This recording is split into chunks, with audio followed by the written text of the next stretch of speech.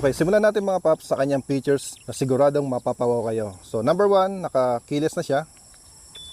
Alright, so meron siyang full LED display.